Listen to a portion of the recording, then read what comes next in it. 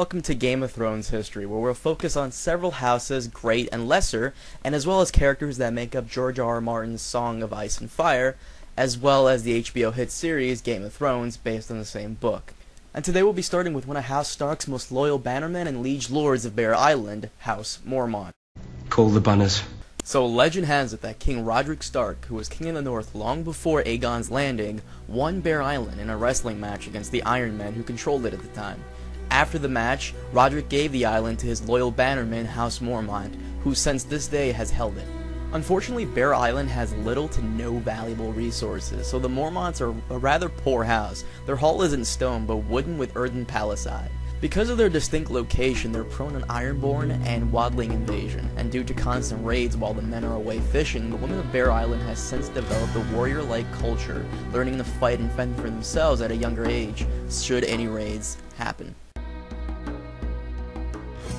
So we all know Jorah and his father, Lord Commander Jorah Mormont, but did you also know that he has a sister who can be plainly seen during the Northern Lords gathering to declare Robb Stark the new king of the North? Why should they rule over me and mine from some flowery seat in the south? What do they know of the war or the Wolfswood? Even their gods are wrong. Her name is Maege Mormont, and I almost didn't catch her when I was first watching the episode back when it aired on HBO. She is the current ruler of Bear Island and inherited the title after her nephew Jorah fled into exile across the Narrow Sea. Ironically, she has 5 daughters and takes her daughter Dacy with her to fight in Robb Stark's name during the War of Five Kings. She has 5 daughters, no son, and we don't know who the father is.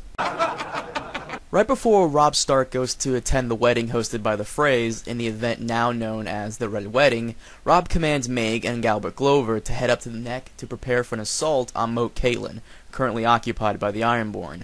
She narrowly misses the Red Wedding, however her daughter Dacy is not so lucky. In the books, Dacy is Robb Stark's last dance right before the Freys turn on their northern guests. At the time of the Red Wedding, she was the only female member of Robb Stark's personal guard. She meets her end when one of the Freys grabs an axe and plants it in her stomach.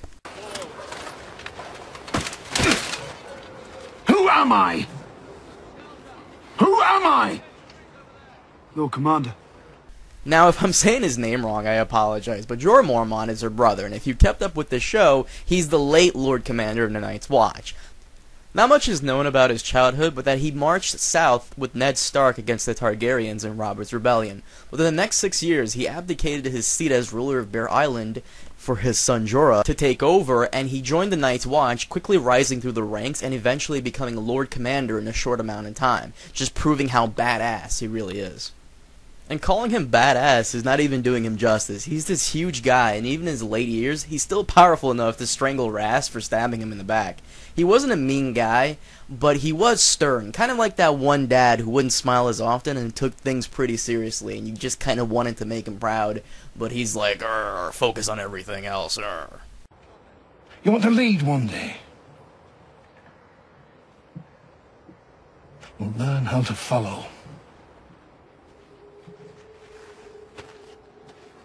Like Ned, he's kind of like a stick in the mud, but he has his cool moments. When Jon Snow saves his life from the White Attack, he presents Jon with the ancestral sword of House Mormont, Longclaw, which is a Valyrian steel bastard sword. By doing that, I think he also has a nice sense of humor too, giving a bastard sword to the bastard son of Ned Stark. What really bums me out is in the show, when he's dying, he doesn't give Samwell Tarly his dying final words, which was that he forgives his son Jorah and that he should come home and take the Black. They cut that out from the show for some reason. I honestly think they should have kept it. It shows that he still cares for his son, and he's actually come to forgive him. It's a really touching moment, and I always get super bummed watching him die, because he's a personal favorite of mine in the Night's Watch, and he's pretty awesome.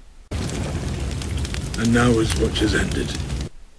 So now let's talk about everybody's favorite, Jorah Mormont. Now I think it's important for you to know that the book version differs in some ways from the show's version. In the book, he's kind of a whiny and a little obsessive at times. For example, he makes his move on Dany around the 3rd book, and he repeatedly suggests that they marry, but she always turns him down. However, in the show, he isn't as needy, and he has confessed his love for her once, and this is all, by the way, before Yunkai. Even in the book, he's constantly suggesting they marry, all before Yunkai. So you can't say, well, they're, merging the show and the books. No.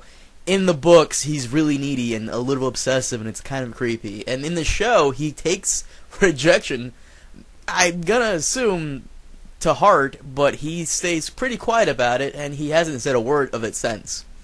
So, yeah, it's a little different. He's not as creepy, and he's more of a fucking man about it.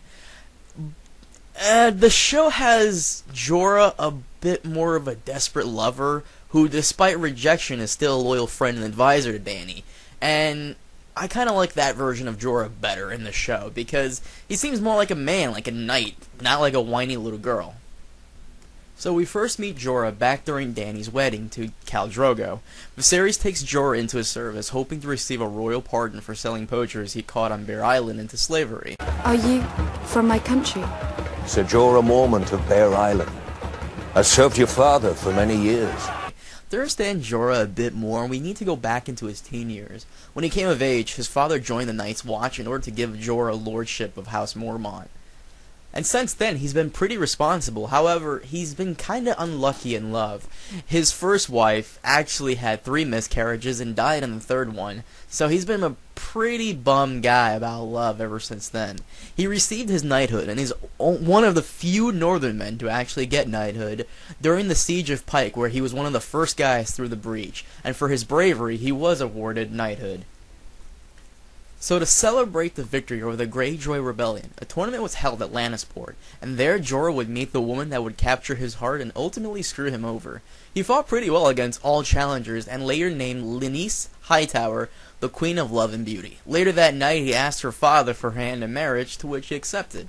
I think I'm saying her name right. It's Lynese, or Lynese Hightower, I think it is. Like, the way George R. R. Martin writes these characters' names is just sometimes ridiculous to pronounce, but I believe her name was Lynese Hightower. And what was striking about her is that he was so love-strucken with her that he went to as far as sell poachers into slavery because her family was so rich, she wasn't used to the lifestyle that was Bear Island.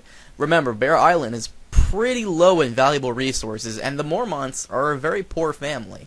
They live a modest life, and they're not accustomed to the luxury that Lynese Hightower was accustomed to. So he had to sell a lot of the poachers that were on his island into slavery in order to satisfy her lifestyle. However, when Ned Stark caught wind of this, he came over immediately to execute Jorah, and Jorah, not wanting to get his ass kicked, he fled immediately across the narrow sea to Essos, where he remained with his wife. You bring us the whispers of a traitor, half a world away, and call it fact. Jorah Mormont's a slaver, not a traitor.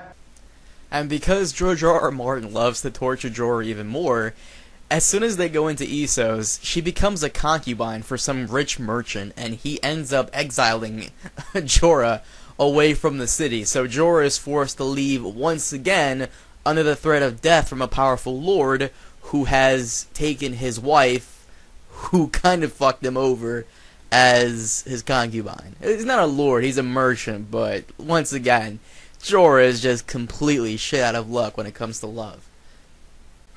So thanks for watching. I hope to do more Game of Thrones based videos on other houses as well. So if you enjoyed, make sure to rate, comment, favorite, and subscribe. And once again, thank you for watching, and I hope you have a good one.